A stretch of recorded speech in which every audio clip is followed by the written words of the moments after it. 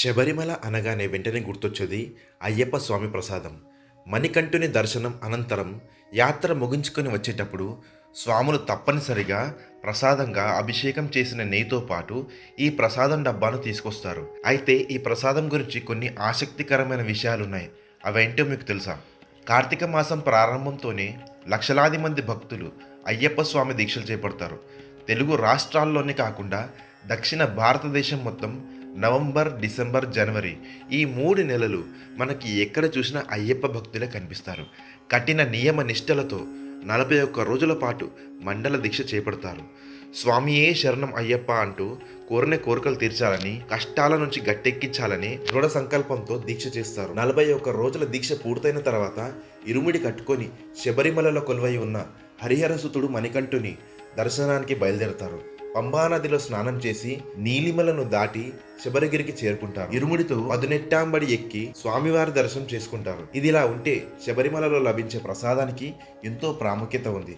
మనకు తెలిసిన వారిలో ఎవరైనా శబరి వెళ్తే అయ్యప్ప ప్రసాదం కోసం ఎదురు చూస్తాం.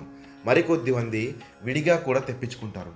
డబ్బాలో ప్యాక్ చేసి పాకంలా నల్లగా ఉండే ఆ పాయసం చాలా రుచిగా ఉంటుంది. అయితే ఈ ప్రసాదం గురించి కొన్ని ఆసక్తికరమైన విషయాలు ఉన్నాయి. అవేంటో ఇక్కడ తెలుసుకుందాం. కేరళ పత్తనంతిట్ట జిల్లా పెరియార్ టైగర్ రిజర్వ్ అభయారణ్యం లోపల వెలిసిన శబరిమల అయ్యప్ప స్వామి దేవాలయంలో లభించే ప్రసాదం ఎంతో రుచిగా ఉంటుంది. తిరుపతి లడ్డుకి ఎంతటి ప్రాముఖ్యత ఉందో అయ్యప్ప స్వామి ప్రసాదానికి కూడా అంతే ప్రాముఖ్యత ఉంది. హరిహరసుతుడు మణికంఠుని దర్శనం అనంతరం స్వాములు తీసుకొచ్చే అయ్యప్ప ప్రసాదం పేరు ఆవరణ ప్రసాదం. ఇది ప్రపంచవ్యాప్తంగా గుర్తింపు పొందింది. స్వామి దర్శనానికి వచ్చే భక్తులు యాత్ర ముగించుకొని వచ్చేటప్పుడు స్వామివారి ప్రసాదాలు ఆవరణ పాయసం, అప్పం తప్పకుండా తీసుకుంటారు. ఆవరణ ప్రసాదాన్ని బియ్యం, నెయ్యి, బెల్లాన్ని ఉపయోగించి తయారు చేస్తారు. అనేక పోషక పదార్థాలు మిళితమైన ఈ ప్రసాదం ఆరోగ్యానికి ఎంతో మంచిది.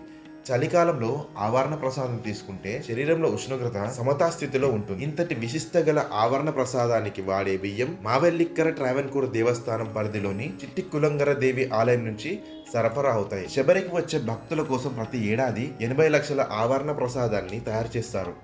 ఆవరణ ప్రసాదం ఒక్కో డబ్బా 250 గ్రాముల బరువు ఉంటుంది.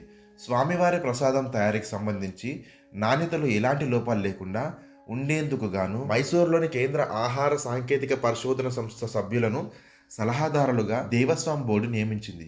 ఇకపోతే శబరిమలలో కొలువై ఉన్న అయ్యప్ప స్వామిని ప్రతి సంవత్సరం 2 నుంచి 10 లక్షల మంది దర్శించుకుంటారని అంచనా. స్వామియే శరణమయ్యప్ప.